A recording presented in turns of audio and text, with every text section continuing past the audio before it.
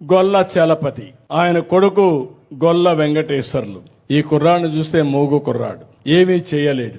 ఎవరన్నా ఆయన తీసుకుపోవాలి. నేను వచ్చిన తర్వాత ఇలాంటి వాళ్ళకందరికీ 6,000 రూపాయలు పింఛను పెంచాను, 3,000 నుంచి.